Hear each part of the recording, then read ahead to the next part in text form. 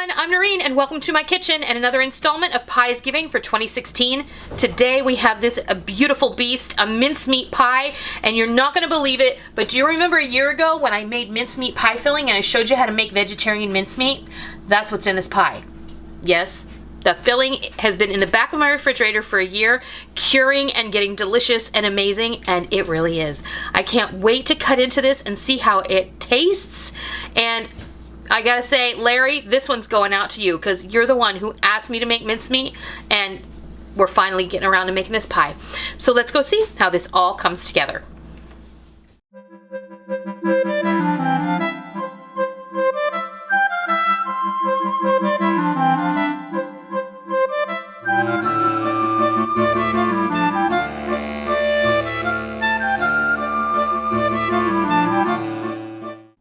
Get started with our mincemeat pie. And if you remember last holiday season, I made and I shared with you how to make your own mincemeat pie filling, right?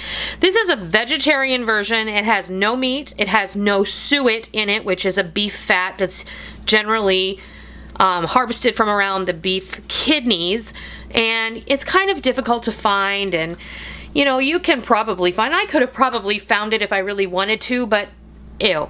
So that's how that goes. You can do it if you like, but this is a vegetarian version of a mincemeat pie. And technically, a very traditional mincemeat pie would have ground beef in it and beef suet, which is beef fat, like I said. But ours does not. Ours has raisins and currants and apples and orange peel and lemon peel and brown sugar and all kinds of goodness. And I have to tell you, this is actually the mincemeat pie filling that I showed you how to make a year ago or so. And it's been living quietly in the back of my refrigerator in a sealed 2-quart jar for that amount of time. And you can see how rich and beautiful this looks. And I can't even express to you how delicious it is. It does not go bad. And that's, you know, mincemeat, those medieval people knew what they were doing. And that's all I have to say about that. I mean, this is really out of, you know, the age of the Tudors and all of that. This is something you would find on probably a table from King Henry VIII's era. And it smells amazing with all of the rich warm spices and everything. So this is what we're going to use for our filling today, and I can link you to the video where I made this, and we have about 6 cups right here. This is going to be enough to fill our pie pan. And what I'm going to do, there's very little that we have to do at this point. What I am going to do is, this is optional. I have a cup of chopped pecans. Well, some of them have, there's some big pieces in there, but, and then I have 2 tablespoons of cornstarch. You can, as an option, use instant tapioca, and you can throw a couple of tablespoons in there. This is just insurance, so that the liquid comes together and everything binds up really nicely, and you don't have kind of a runny pie at the end of when all is said and done. So we're just going to stir all that in there. Just like that. That's simple, right? And then I have a prepared pie shell. This is actually the pastry that I had left over from when I made my apple pie rugelach. I had it hanging out in my fridge and it needed to be used, so that's what we're using today. We're doing a double crust pie today, and now all you're going to do is pour this right into the pie shell. And then I have the top crust here. Now all I'm going to do is I'm going to cut a little vent in the middle here of my upper crust. Sounds special, doesn't it? Upper crust. And we're just going to go ahead and we're going to fold this all together, and we will seal this up, and I'll be right back. Okay, I'm just brushing my pastry with a little egg wash. Now I've mixed my egg with about a tablespoon or so of cream. I took that upper crust and I literally tucked it down on top and over the lower crust, the lip of the lower crust. So the top crust is kind of encased that into a beautiful shape, and it's going to bake in there, and it's going to hopefully retain that shape. I absolutely adore this pie plate for that reason. The shape of the pie plate is absolutely perfect. I love that it has these high sides.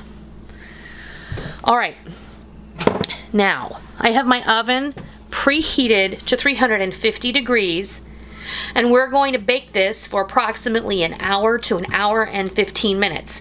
It just depends on the doneness of the crust, the thickness of the filling, and a couple of other factors. I will bring you back and let you know exactly how long this baked for, and I'll show you the finished results after this comes out of the oven. All right, this just came out of the oven, and in total it was in there for an hour and a half, so 90 minutes. And about a half an hour in, 45 minutes in, so halfway in, 45 minutes, I put a sheet of aluminum foil over the top and I let it continue to bake. This was to help prevent the top from over browning. It's got a beautiful golden crust on it right now, and as you can see, the filling is bubbling up in the center, and it kind of bubbled out a little over here. And I don't know if you can hear it. A few minutes ago, it was like breathing. It sounded like it was breathing. But the hard part comes now. Now you want to let this rest for at least 8 hours. You want it to cool completely before you slice into it. And that is what we are going to do. I'm actually going to let this cool on top of my washing machine overnight, and then we will come back to you and slice it up, and we will show you what it looks like. The wait is over. It is the next day from after we took the pie out of the oven, and that was at around 8 o'clock last night, and it is now 10:30 the next morning. So we cut a couple of slices out of the pie, and it always looks like I have more than one slice out of my pie because the first slice always looks like ick. So I want to get a beautiful slice out for you so I can take pretty pictures and we can present it on camera. And I have to tell you how amazing this pie smells and how amazing it tastes. This pie, it's really good. And if you love like Christmas fruitcake, the warm flavor of cinnamon and nutmeg and all of those delicious tastes combined with the orange peel and the apple and the raisins and the currants that are in this mincemeat, you're gonna love this pie. This pie reminds me in flavor a lot like apple strudel, but like over the top. And of course the crust, this is a very short pie crust. I told you I used a crust that was left over for my apple pie rugula, and that's a nice short crust with lots of butter and sour cream, and it's awesome. So I think it's time to go ahead and dig into this. I just have a little bit of whipped cream on the side there.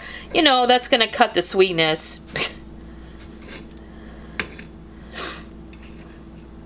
Are you ready to taste this, sweetheart? Of course.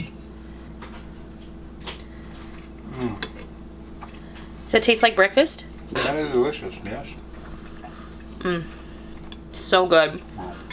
That crust is amazing. Thank you. It is nice and flaky. Oh my gosh.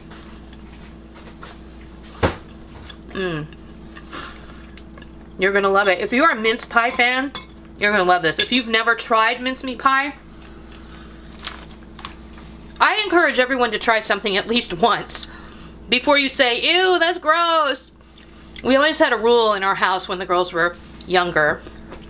You had to taste it if you've never had it. And if you didn't like it after you tasted it, no problem. I never forced my kids to eat things they didn't like. I always thought it was pointless. I want to thank you for joining me today so you could see how I make my mincemeat pie. And if you liked it, please consider giving me a thumbs up. And if you're not already, please hit that subscribe button so you don't miss out on all the real food for real people, real easy recipes that we present every Monday, Wednesday, and Friday right here on our YouTube channel and straight from our kitchen. I hope you give this mincemeat pie a try, and I hope you love it. And until next time, happy Piesgiving. One thing I'm gonna do now, because this is gonna simmer and all these vegetables, oh my gosh, it smells so good already. And now I'm gonna add all of these spices because you want these to mix with the oil that we have in here.